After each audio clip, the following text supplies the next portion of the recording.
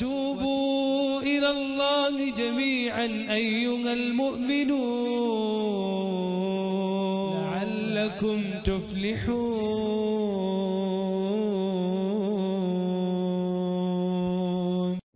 Let me tell you younger folks something, especially those of you that are looking to get married.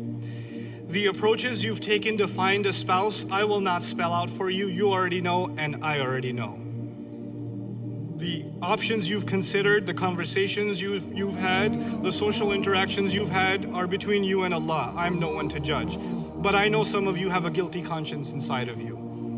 My first plea, I'm begging you, I'm pleading with you, the most important asset you have, the most valuable thing you will have in this life is a clean heart.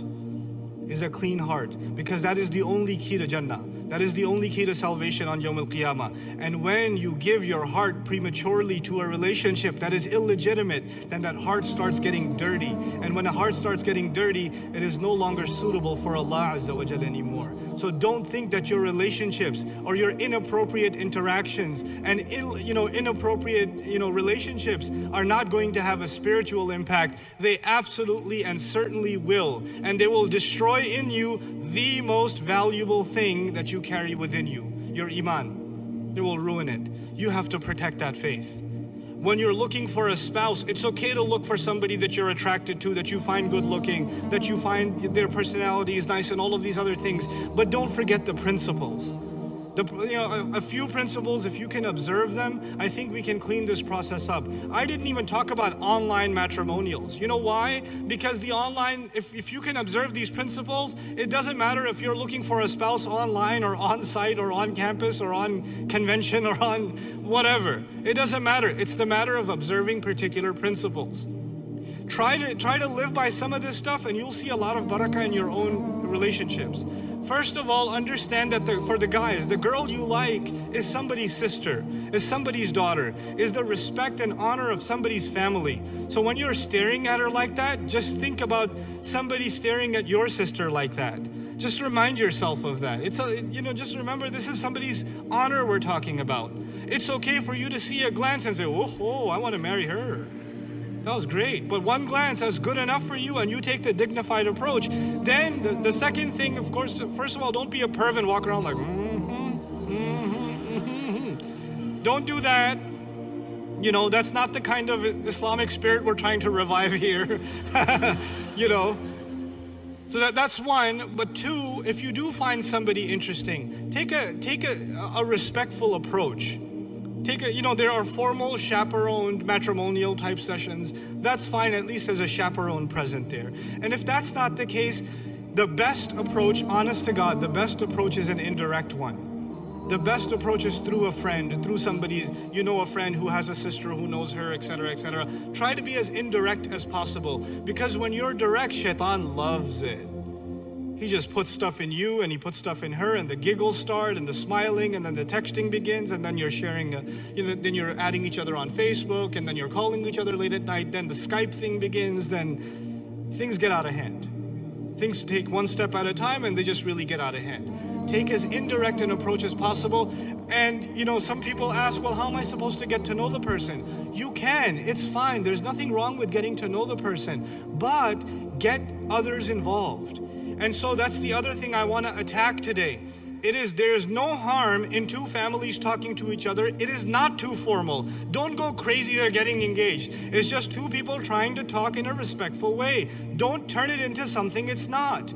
So families, you say, I don't want to tell my family, it's not that serious yet. Actually, that's the problem. You should tell your family even when it's not serious. And your family shouldn't get all crazy. We can't approach them, they might take it too seriously. It's not serious, it's just two families talking. That's how communication is supposed to happen. If you're not involved in it, they're gonna do it on their own anyway. You can't stop it. A lecture will not stop it. It's already happening, it's been happening. And it didn't just start in 2013. It's been happening. It's all around us. You don't think that stuff was happening when I was going to college in 1835? It was still happening. These are realities. We have to deal with reality instead of cursing it and yelling at it. It's not going to change it. We have to face it. So get your family involved. Don't let your family get too worked up about it's too big of a deal. Don't let it become too big of a deal. It's okay to have a conversation with a family, with a guy talking to a girl, with a chaperone, getting to know each other, trying to figure things out and things like that. And if it works out, it works out. If not, alhamdulillah, you move on. But you didn't get emotionally attached. You had some butterflies in your stomach, but they didn't turn into like entire pigeons in your stomach, right? So you didn't go that crazy. You didn't become emotionally invested.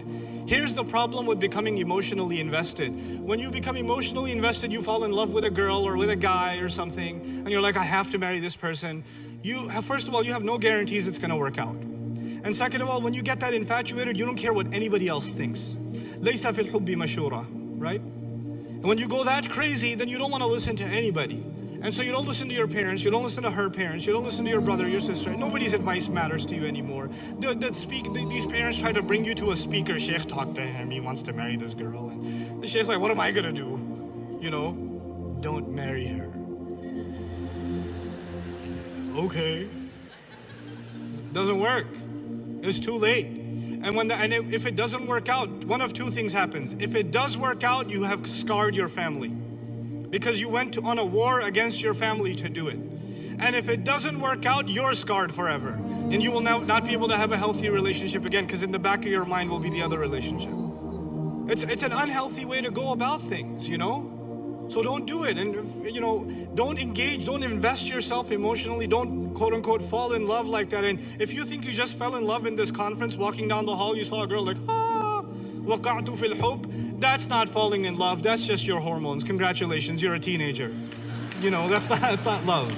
You know? Anyhow, so for young people, you know, my serious advice is we have to become a little more serious. So there's two sides of it, the parent side and the youth side. For young people, my advice is become a little more strict. And for the parents, my advice is become a little less strict. Like, we've got an imbalanced situation here. We've got youth that have no guidelines and no restrictions. Nothing's wrong, everything's permissible, like Assassin's Creed or something, right? It's like that. And on the other side, you've got parents that are way too strict and they're unrealistic in their strictness. And so we're choking our own community in this way, subhanAllah. This should not be happening. Now, those of you that are married people, show of hands.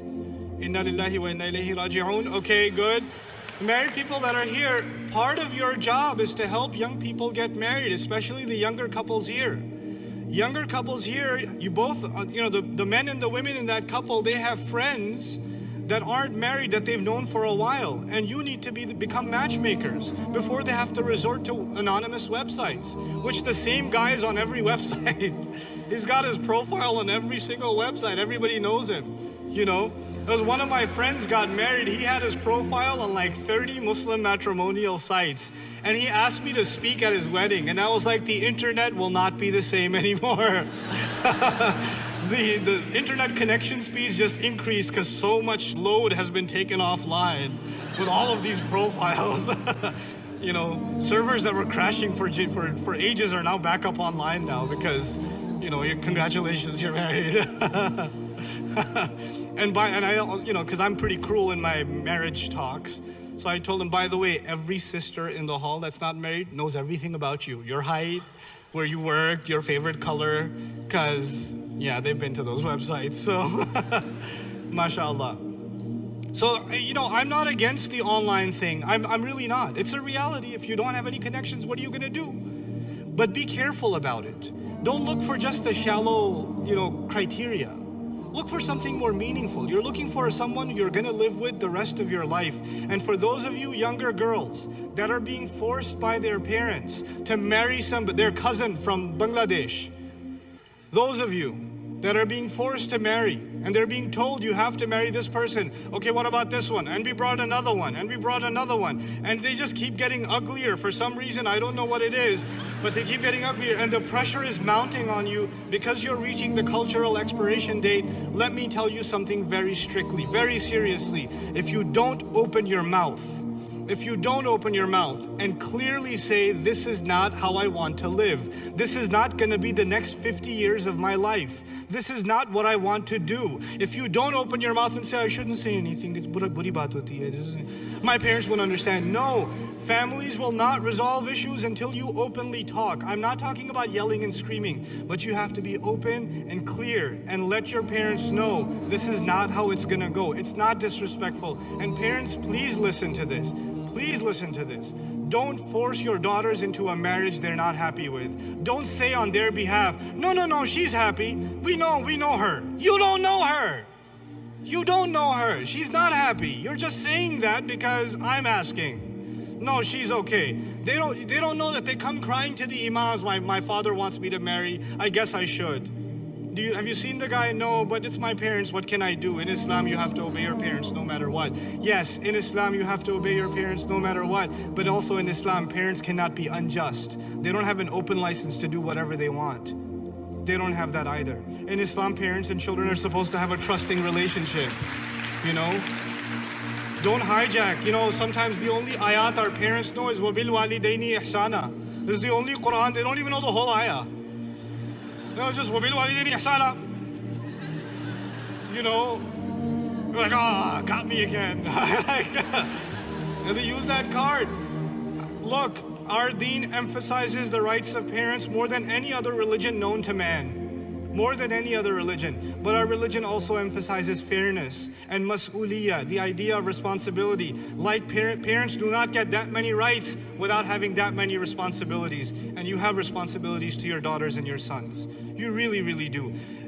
Your homework assignment after this lecture, you know what it is? An open, honest, brave conversation with your parents about when you think you should be married, why you think you should be married, what kind of person you think you should marry. And parents, don't flip out.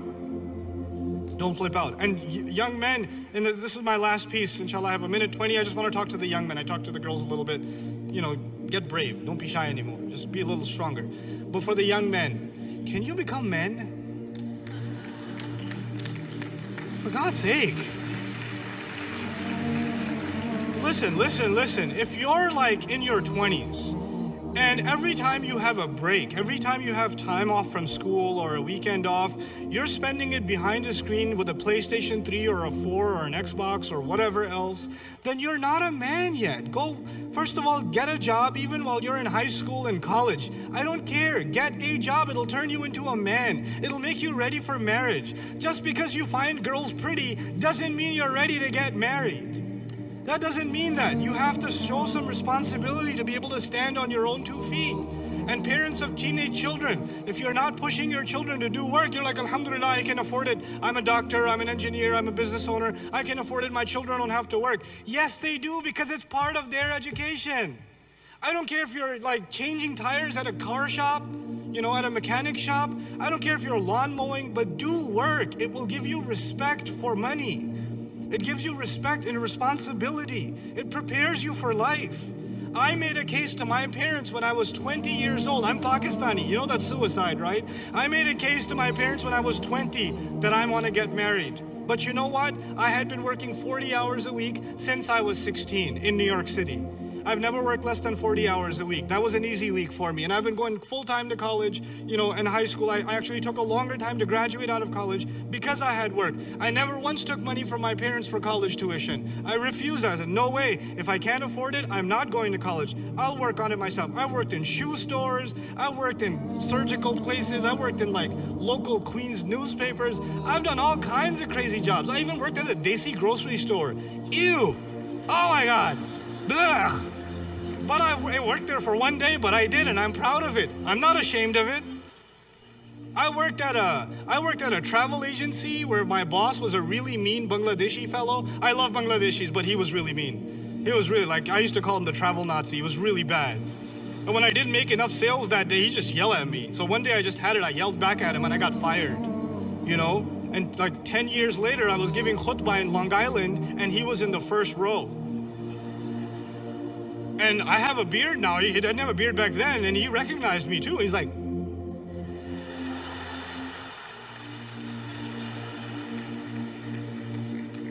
you know, and after the Jummah, everybody says, Assalamu alaikum, Ustad, how are you? Make dua for my children. He comes and he shakes my hand, he gives me a hug, he goes, you are still useless.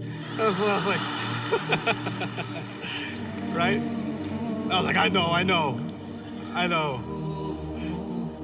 But you know why I'm telling you this? I'm telling you this because there's no shame in working. It's part of what makes you who you are. I got married at the age of 22, but I can argue I had a right to. I was on my own for quite some time. I was taking care of my own responsibilities, you know? And if you're doing that, then don't expect the highest things. And my in-laws are crazy. They're just crazy. You know, I got married 6 months after I got laid off. I didn't have a job and I got married. Because they didn't, I know. Okay, انتهى الوقت. I didn't get married because I had the money. I got married because my in-laws felt that I was good for it. That was it. I could prove myself to them. That's all it was there. So look for that in a son. Look for that in the boys. May Allah Azza wa Jal turn our young men into real men that can carry household responsibilities and really become good husbands to the sisters that are here that are looking to get married. May Allah Azza wa Jal find all of our young singles. May Allah Azza wa Jal help all of them find the appropriate couple, the appropriate spouse that will give them a happy married life. May Allah also help all of the divorced people here get remarried and get remarried quickly, inshallah ta'ala. Allahu, Allahu, Allahu, Allah, Allah.